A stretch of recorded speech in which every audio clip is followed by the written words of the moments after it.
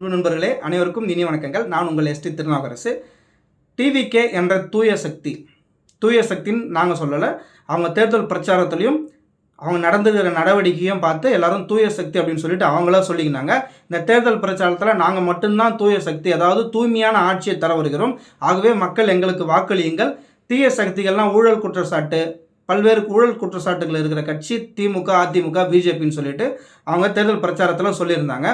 இப்போ நீங்கள் என்ன மாதிரியான அரசியலை இந்த தமிழகத்தில் ஒரு புதுவிதமான அரசியலை தொடர்ந்து செய்து வருகிறீர்கள்? அதாவது குதிரை பேரம் என்பது தமிழக அரசியலில் இதுவரையிலும் எனக்கு நினைவு தெரிந்து நான் தெரிஞ்ச அளவுக்கு வரலாறுல கூட எதுவும் இல்லை. இந்த மாதிரி ஒரு குதிரை பேரம் நடந்ததா?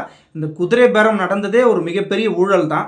ஒரு மிகப்பெரிய தீய சக்தியான செயலை தாவேக முன்னெடுத்து வருகிறது. இதில் பல்வேறு கேள்விகள் எழுகின்றன. இதில் அந்த உறுப்பினரோட பேர் சொல்ல விரும்பலை. அவர் இந்த தாவேக கட்சி சார்பாக போட்டிட்டார்.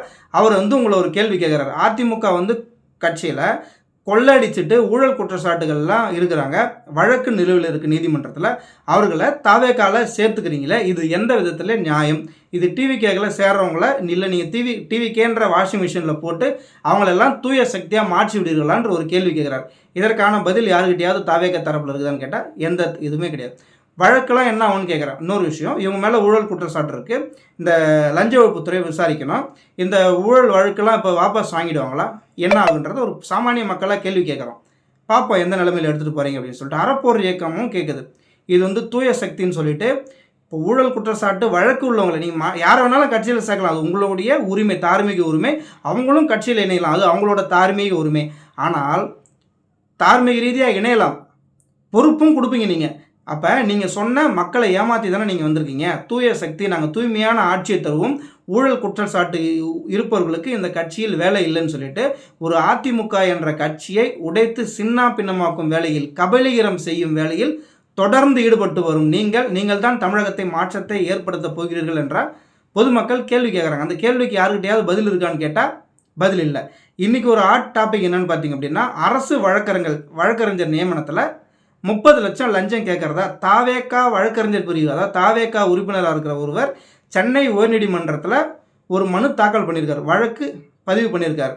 அப்போனா இந்த தாவேகான்ற கட்சி எல்லா கட்சிக்கும் திமுக அதிமுகவுக்கும் மாற்றாக வந்துவிட்டு இப்போ இந்த வழக்கறிஞர் நியமனத்தில் 30 லட்சம் திரு புசி ஆனந்த் அவர்களே வாங்கினார் அப்படின்னு சொல்லிட்டு ஒரு குற்றச்சாட்டை இன்றைக்கி சொல்லி வழக்கும் பதிவு செய்திருக்காரு. அது விசாரணைக்கு வரும், அது உண்மை நிலை தெரிய வரும். அப்போ நீங்கள் தூய சக்தி, நாங்கள் யாருக்கிட்டையும் பணம் வாங்க மாட்டோம், கமிஷன் வாங்க மாட்டோம், கரப்ஷன் இல்லாத ஆட்சின்னு சொல்லிட்டு இப்போ வழக்கறிஞர் நியமனத்துக்கு எவ்வளோ பணம் வாங்கினீங்க? அவங்க 30 லட்சம்னு சொல்லியிருக்கிறாங்க. நான் சில இடத்துல கேள்விப்படும் போது 60 லட்சம் சொல்கிறாங்க, 70 லட்சம் சொல்கிறாங்க. சொல்கிறேன் உங்ககிட்ட, இது எந்த அளவுக்கு உண்மைன்றதை அரசு தான் விசாரிக்கணும். விசாரிக்கிற இடத்துல தான் நீங்கள் இருக்கிறீங்க. கண்டிப்பாக இது நீதிமன்றத்தின் மூலம் வெளியே வந்துடும். தொட்டா விட மாட்டோம், தொட்டவர்களையும் விடமாட்டோம்னு ஒரு பெரிய ஒரு பிம்பம்லாம் பண்ணீங்க. இப்போ திரு குட்கா, அதாவது நான் வந்துட்டேன்னு சொல்லு, குட்காவுக்கு ஓட்டுக்கு பணம் கொடுக்குறத, சொத்து குவிப்பு வழக்கு, மணல் கொள்ளை, இதுதான் நீங்கள் கொண்டு வந்ததா? வந்துட்டேன்னு சொல்லிட்டு இதெல்லாம் உள்ளே வந்துச்சு. இந்த வழக்குகளோட நிலைமை என்ன ஆகும்? அதாவது மணல் கொள்ளை வழக்கு இருக்குது, குட்கா வழக்கு இருக்குது, சிபிஐ வழக்கு இருக்குது, வருமானத்திற்கு அதிகமாக சொத்து சேர்த்த வழக்கு இருக்குது, ஆட்கடத்தல் வழக்கு இருக்குது. இதெல்லாம் இப்போ வாபஸ் ஆகிடுமா, இல்லை அவங்களுக்கு மறுபடியும் போட்டியிட வாய்ப்பு வழங்குவீங்களா, இல்லை இதே வேலை தொடருமா? அப்போ தீய சக்தியாக நீங்களும், அப்போ 2 கட்சிக்கும் மாற்றுன்னு சொல்லிட்டு புதிதாக வந்த கட்சியும் இதே வேலையை தானே தொடர்ந்து செய்யுது. அப்போ நீங்கள் மாற்றுன்னு சொல்கிறதில்ல, அதாவது தமிழக மக்கள் எதிர்பார்த்த மாற்றம் இதுதானான்ற ஒரு கேள்வி, மிகப்பெரிய கேள்வி வருது இல்லையா? டிவிகேல ஒருத்தர் சொல்கிறாரு, அது டிவிகே கூட்டணி கட்சி நிர்வாகின்னு நினைக்கிறேன், நாங்கள் ஓட்டுக்கு சில இடத்துல பணம் கொடுத்தோம். இந்த வார்த்தையை நல்லா கவனிங்க. சில இடங்களில் பணம் கொடுத்தோம், பல இடங்களில் பணம் கொடுக்கவில்லை. இவர்கள் பணமே கொடுக்காம ஜாதி மத பேதம் இல்லாமல் ஒரு ஆட்சி அமைத்ததாக ஒரு பொய்யான சொல்கிறாங்க.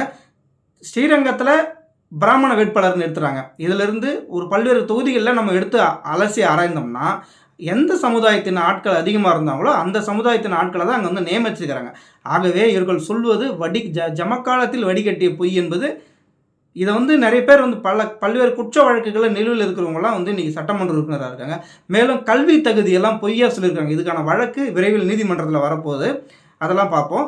இன்னொரு விஷயம் பார்த்தீங்க அப்படின்னா, இந்த எம்எல்ஏக்களை நாங்கள் வந்து வாக்காளர்களுக்கு பணம் கொடுக்கல, ஆனால் எம்எல்ஏக்களை பணம் கொடுத்து வாங்குறோன்ற நிலையில் இந்த தாவேக்காவுடைய தூய ஆட்சி போயிட்டு இருக்குது. மக்கள் எல்லாத்தையும் பார்த்துக்கிட்டு இருக்காங்க. நீங்கள் இன்னும் இப்போ தான் ஆட்சிக்கு வந்திருக்கிறீங்க, புதிய ஆட்சி, சில இடர்பாடுகள் இருக்கும், அதெல்லாம் கடந்து தான் ஆட்சி செய்யணும். மக்கள் வந்து நல்லாட்சியை தருவீங்கன்ற ஒரு எண்ணத்தில் தான் உங்களை பெருவாரியான ஆதரவில் நான் உங்களை வாக்களிக்கலை. அதாவது தாவேக்கான்ற கட்சி 107 தான் ஜெயிச்சிச்சு. அதிலிருந்து திமுக கூட்டணியிலிருந்து குதிரை பேரத்தில் அவங்களெல்லாம் வாங்கி அதிமுகவிலிருந்து வாங்கி தான் நீங்கள் ஆட்சி நடத்தி கொண்டு இருக்கிறீர்கள். பார்ப்போம் நீங்கள் எந்த மாதிரியான அரசியல் எடுத்துகிட்டு போகிறீங்க அப்படின்னு சொல்லிட்டு. சில பேர் எம்எல்ஏல விலைக்கு வாங்குற அளவுக்கு போயிட்டு இருக்கீங்க அப்படின்னா நீங்கள் எவ்வளோ பெரிய ஊழல் சக்தி, எவ்வளோ பெரிய தூய சக்தி. அதாவது 5 ஆண்டுகள் தான் உங்களுடைய ஆட்சி காலம், 50 ஆண்டுகள் கிடையாது. ஆட்சியும் அதிகாரமும் இருக்குது என்ற மமதையில் இதே நிலை தொடர்ந்தால் தமிழக மக்கள் சரியான பாடம் புகட்டுவார்கள். ஒட்டுமொத்தத்தில் தாவேக்கா என்ற தூய சக்தி கிடையாது, அதுவும் ஒரு தீய சக்தி, ஊழல் சக்தி, குதிரை பேர சக்தி என்பது நிரூபணமாகிறது. நன்றி.